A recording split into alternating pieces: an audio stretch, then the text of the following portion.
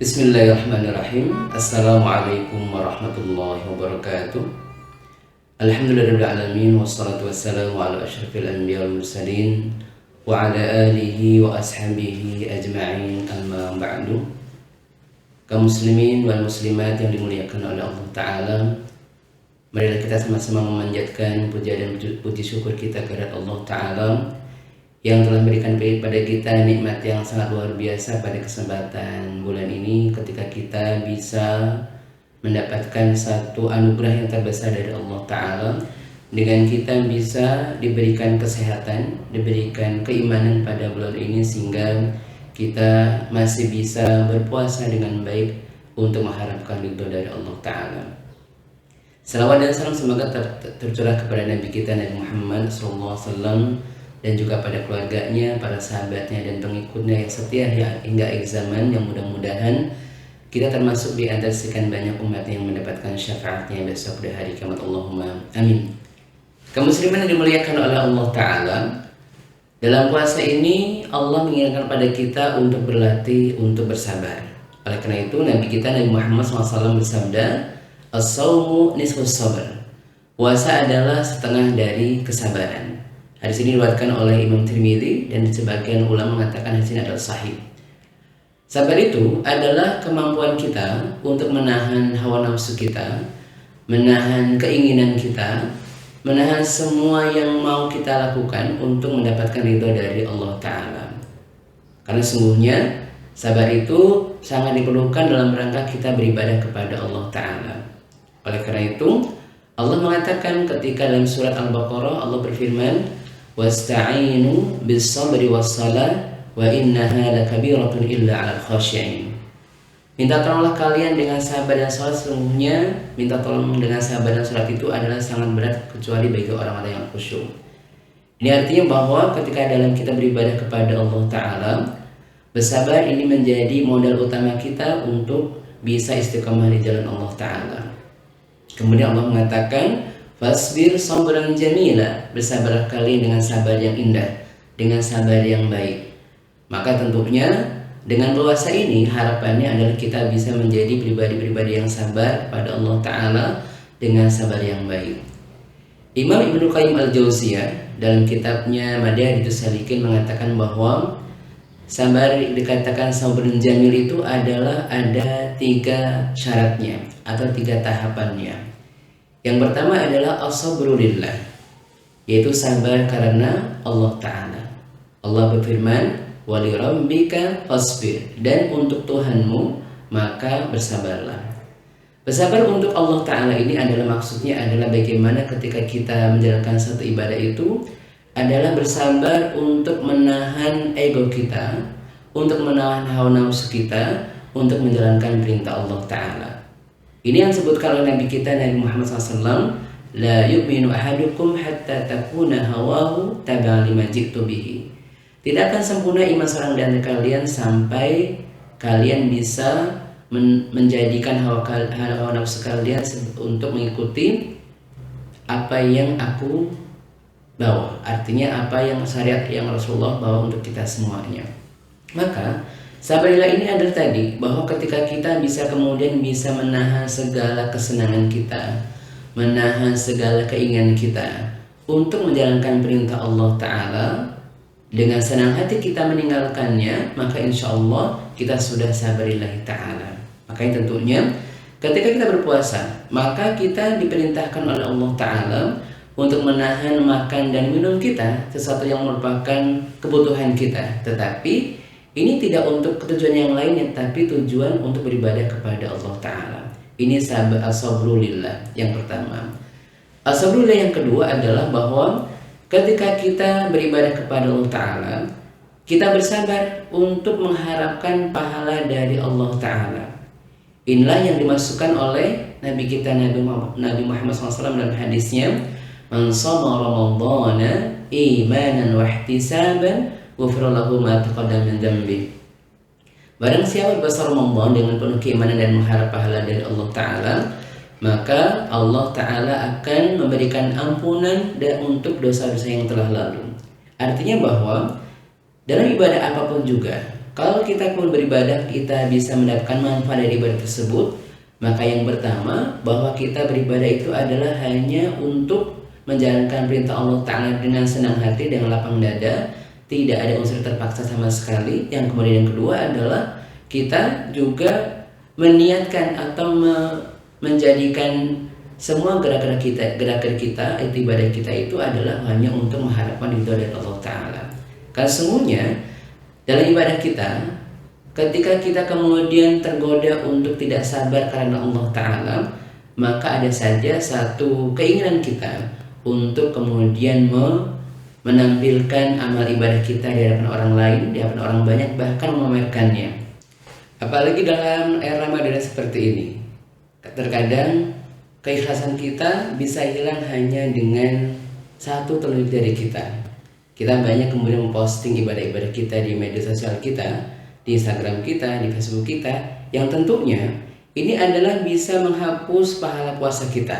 Karena mungkin saja ada orang yang dengan caption yang sangat luar biasa indahnya, dengan mengatakan Alhamdulillah buka puasa bersama, nikmat luar biasa, atau kemudian dia postingnya di media sosial dia, kemudian dia lihat terus, men-scroll terus media sosialnya, siapa yang lihat, siapa yang like segala macam. Tentunya ini adalah godaan kita, karena biasanya memang manusia itu ketika beribadah dengan ibadah yang spesial, maka tergoda dia untuk menampilkannya dengan orang lain. Maka ini adalah sabar yang perlu kita tingkatkan. Yang pertama yaitu as-sabru lillah, yaitu sabar karena mengharap ridha Allah Ta'ala, dan sabar karena untuk menjalankan perintah Allah Ta'ala. Kemudian yang kedua, sabar yang kedua adalah as-sabru billah. Allah berfirman, wa ma sabruka illa billah, dan tidaklah kesabaranmu kecuali karena Allah Ta'ala, atau karena bantuan dari Allah Ta'ala. Kita menyadari bahwa semua yang kita bisa lakukan itu adalah pertolongan dari Allah Ta'ala. Contohnya di bulan Ramadan ini, kenapa kita kemudian bisa dengan mudah beribadah, bisa dengan mudah menghindarkan maksiat kepada Allah Ta'ala? Hal ini tidak lain karena Allah Ta'ala memberikan pada kita kemudahan yang luar biasa, dengan Allah memberikan pada kita kesempatan untuk beribadah lebih banyak lagi, dan kemudian memberikan pahala kita sangat besar. Kemudian Allah pula menutup pintu-pintu neraka, kemudian membuka pintu-pintu surga, dan semuanya dibuka lebar-lebar, serta Allah membelenggu setan.